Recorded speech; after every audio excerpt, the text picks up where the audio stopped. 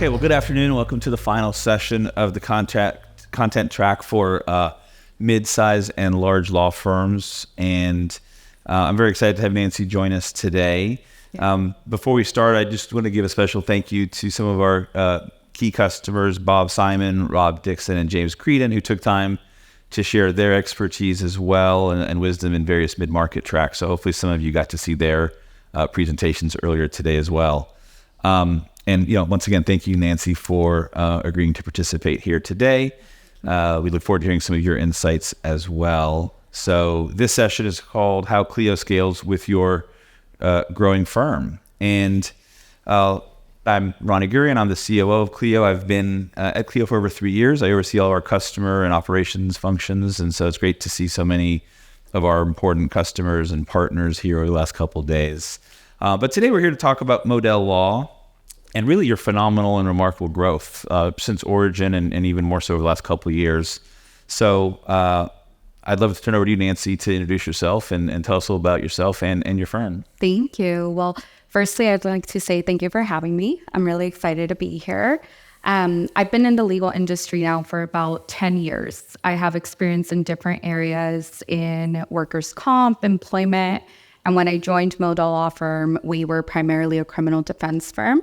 We're now handling immigration. That's our main practice. So my background within the legal field, I came in as a paralegal with the intention of going to law school, becoming an attorney. And when I joined Moaddel Law Firm, I had the privilege of working very closely with our CEO, Daniel Moaddel, and our COO at that time. And really, we're a very small team. We're about 20 to 40 employees. And throughout the last couple of years, we focused on really growing the company and growing into other areas of law, from criminal to immigration. We're now at about 120 employees or so. We have about 5,000 active cases at the moment, and we're just looking to continue to grow and hopefully help more people. Yeah, well, a great success story on your own personal growth as well as your firm's growth, going from paralegal to president in a short amount of time. So yes. Congratulations to you. Thank you. And it'd be great to learn about your firm's mission a little bit to help us start. Maybe just tell us about what your firm focuses on specifically and the mission of the firm. Of course. So I say really the mission is why I've been with this company for so long. We are looking to provide good quality legal services, making it very accessible to all members of the community. So one of the things that we pride ourselves in is that our retainer fees are very low compared to what's out there. And really what we do is we strive to implement processes and systems that allow us to keep our retainer fees so low, while also providing good customer service and giving clients a positive experience. So when you started with the firm, I think it was just a couple of employees, and you scaled it to well over 120 employees. About 120. And which is really impressive. But I also think in the last couple of years, you've doubled your company's headcount and growth. So can you share with us a little more about that growth journey? What are some of the key lessons you've picked up along the way as you've scaled overall, but in particular, even over the last couple of years as you've really hit the supercharging stage? Yeah, of course. So about, I would say maybe a year and a half, 2 years ago, we made the decision to start diving into immigration. Like I mentioned, when I started, we were primarily criminal defense. And what we saw with the immigration field is that we were able to grow it very fast. We went from having a 50-50 caseload of 50% immigration cases, 50% criminal, to now having 95% of our cases immigration, about 5% criminal. And that was all within the last 2 years. So I'd say the main lessons that we've learned have been to really slow things down.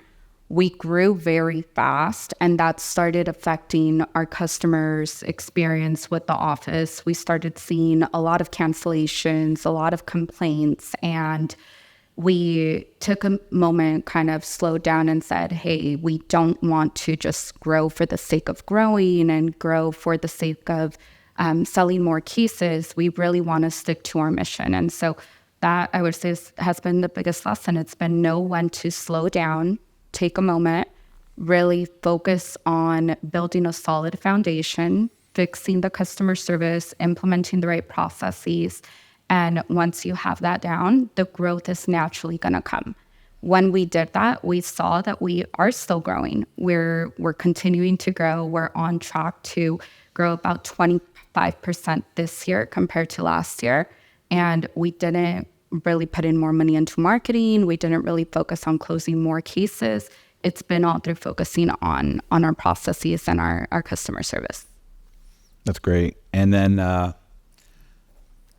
does technology? How have you thought about technology and Clio in particular in that kind of operational rejuvenation that you're describing? Of course. So Clio's been great, and I'm not just saying that because I'm up here. We've actually been with Clio since the firm was founded. And so we haven't really gone on to any other case management software. When it comes to technology, the way we see it is it actually helps us with our customer service. It's allowed us to become more automated, more efficient. And so it gives our staff the time to really be able to think through the cases a little bit more slowly, just a little bit more thoroughly, to be able to take the time to speak with clients about the things that really matter, giving them meaningful updates. So our CEO, actually, he's always been big on technology, and it's something that has really helped us stay true to our mission. And what at a high level, kind of what's the tech stack that you guys use to really operate the firm and drive the growth? Yeah, of course. So we use Clio Manage right now. We have a couple other softwares that integrate with Clio, RingCentral, DocketWise being one of the main ones that also integrates with Clio. DocketWise is an immigration software that helps us prepare immigration forms. I mentioned RingCentral, and also our office has its own software for sales, something that our CEO worked on. That's on Soho, but that also we're looking to see if hopefully we can integrate it somehow with Clio in the future. And then you must get pinged all the time in your role by so many legal tech emerging companies. How do you balance just focusing on the internal operations and what you need to do with making sure you're staying on top of all of the exciting new developments in legal tech and new tools? How do you handle that? So it's been hard. It's been hard because you see something new come out. They reach out like Clio did yesterday. I was so excited when I saw that presentation because I said, oh my goodness, it's something new to try. So it has been hard, but how to balance it, we go back and we look at what are our goals for this quarter? What were we looking to accomplish? And is this something that's going to help us accomplish that goal? Or is it something that's going to slow us down because the pivot is going to take a lot of time for us to actually deal with and manage. And so really it's been that. It's been a matter of just sticking to what our goals have been and being able to see if it helps us, we'll go for it. If not, we'll plan for next quarter. I don't know if anybody here happened to catch Mark Britton's session a couple hours ago. He's one of our board members and a very successful career in Expedia, Microsoft, the founder of Avo. He talked a lot about goals for firms and how a lot of lawyers, I think this is less true than it used to be, sometimes don't view themselves as running a business as much as practicing law. And he kind of went through a framework around his recommendation for how law firms set goals, like a lot of corporations do, in terms of the annual cadence and measurement and investment in data. Like, how much is that been something you guys have done from the beginning, or is that something that as you scaled, you became more structured, more formalized around? No, it was not done. I wish it was done from the beginning, but no, we had to learn, I would say, the hard way. We noticed that we were just in a continuous cycle of we're doing so well in one area, and let's say maybe in our intake department, we're doing so well. And then in our legal department, the customer service started going down. Then we would go focus on legal, and that would do well, but our intake was going down. So it came after seeing we're in a cycle, we're not really growing, we're just kind of going and putting out fires, to then taking a moment and saying, okay, how do we get out of this cycle? And it came with that. It came with, let's be committed to our goals. Let's also define what's important, because like you asked, how do we manage the excitement with everything new that's coming out, and also just our internal operations. It's been being focused on what are we trying to accomplish and making sure that what we're doing is leading us in that direction. And so how often do you is it an annual goal setting process, or how do you set that and kind of monitor and assess your progress against those goals on an ongoing basis? So we do an annual goal, which is more high level, more big picture of this is what we're looking for in terms of revenue. This is what we're looking for in terms of profits. And then we do quarterly goals. So quarterly goals of, okay, this is how we're going to get there. We also reassess as the year goes on. So this year being a perfect example of us having a certain revenue goal, and Q2, we decided, hey, that wasn't the right goal for this year. This year, this is what we're going to focus on. So it's been annual and quarterly. So having gone through this kind of doubling of your business over the last year and a half, 2 years, I'm sure you've kind of learned a lot about what worked well and what are some lessons learned. So if you're talking to someone sitting in the audience who is got really strong ambitions to multiply the size of their firm, grow it multiple times over the next number of years, having kind of just gone through that, what are maybe 2 or 3 key things you wish you would have known at the outset? So, like I mentioned a minute ago, the slowing down, it's okay to slow down. The growth is going to come if you're really just focusing on your mission. But the other thing I would say is having the right team members.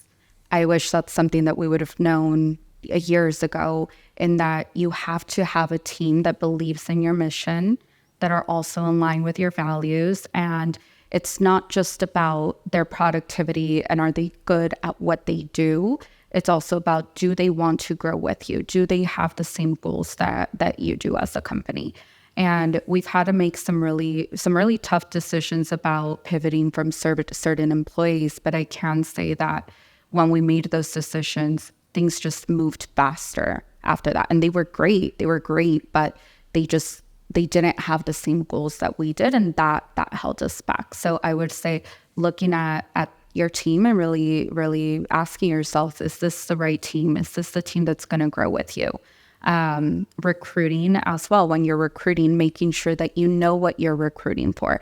We used to bring in people just because we needed a position filled, and now we take a really long time with our recruiting process to sit down and really define, what is it that we need? What problem are we trying to solve, and who do we need to help us address that? Yeah, I've been in a lot of growth journeys, and it's always this battle between people who may have gotten you to a certain point in time that they really know a lot about how things are going, but do they have that growth mindset and that ability to kind of pivot to really drive growth, and all the ambiguity and uncertainty that brings? Are there things that you do within the company from a people perspective to help align that mission and kind of reinforce not just the recruiting angle, but then once they're in seat, how do you operate a company at nearing 150 people that's different than what you did a while ago, where obviously now you can't know everybody, there's so many more people, not everybody's going to know everything that's going on? What are some of the tips or suggestions that you guys have had to put in place to operate that next level of scale? Of course, that's a great question, because we spent a lot of time working on our culture. Communication and transparency have been the biggest things for us. And we do that through our leadership team. We do that through Monday, for example, Monday emails we send out. We call it Moaddel Monday. And it's sort of like a newsletter that goes out, letting the team know of our victories, letting them know of just different goals that we're trying to achieve, client testimonials. So Google reviews, we make a big effort to get our team involved with like asking clients for reviews. All of our reviews on Google are actual clients, and it's our staff that's asking them to go post these reviews. So we do it a lot through things like that, just team meetings, newsletters that go out.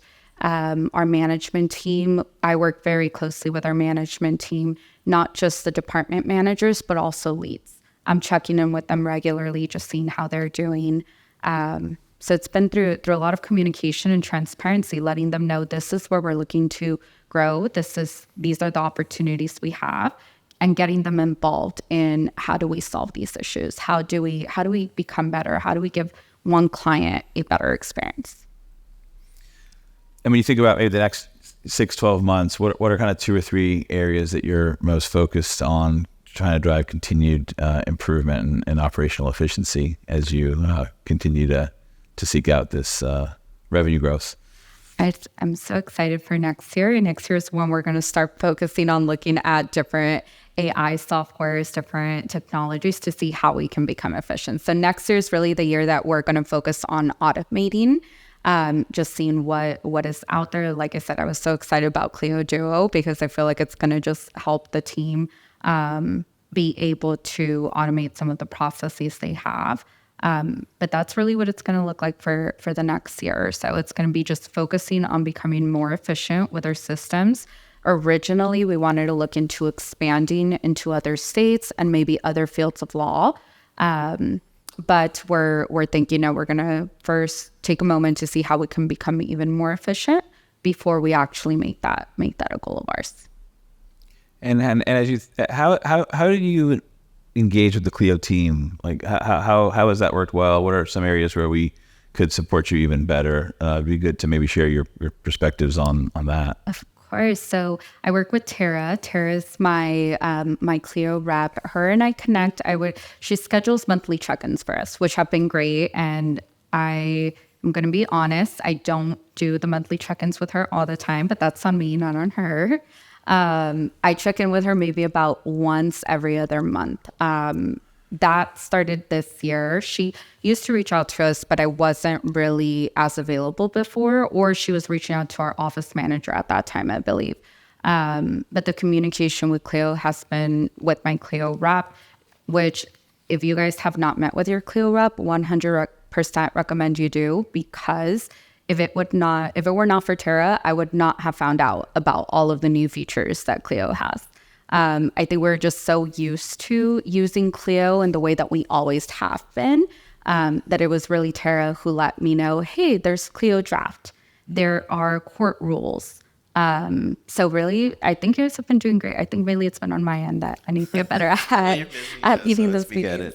I mean, that's one of the thing that excites me, I think the team a lot, is that there is so much functionality, and it's how do we get better at educating at scale, because we can't talk to every single customer every month, but certainly for our larger mid-market customers, we do that frequently, but as you go down market, how do we do that through better content, better webinars? And I think we put a lot of investment there, but we understand it's always a challenge, just like with any tool, because I mostly appreciate just the persistence, like how persistent she is in following up. That I think that's the reason why I actually connected with her that first time this year, because she was, just reaching out and so open, so available. So I appreciate that. Well, I'll put a plug in for our support team. They're great. They're available 24/7, I think 5 days a week. They're very responsive. They know the product extremely well. So, if folks have any questions, or you're not sure the product can do something, we're always here to support, either through your account rep or through our support team. And we definitely view that as something that makes a ton of sense for us to invest in and support. So let's shift a little bit into the future. You've just had this massive doubling of your business, but where is your vision, your and your CEO's vision of where you're taking Moaddel Law over the next 3 to 5 years? Where do you want to take the firm? So we want to go nationwide. That's the plan. We want to get into other states, and we want to dabble into maybe other areas of law. Right now, we're only criminal and immigration. We do partner with a personal injury firm, but there are other areas of law that we'd be interested. Family law, for example, is one of them. Employment law, maybe, but that's going to be a couple of years down the road. We're going to first focus again on immigration, just getting that down, and then hopefully get into those areas.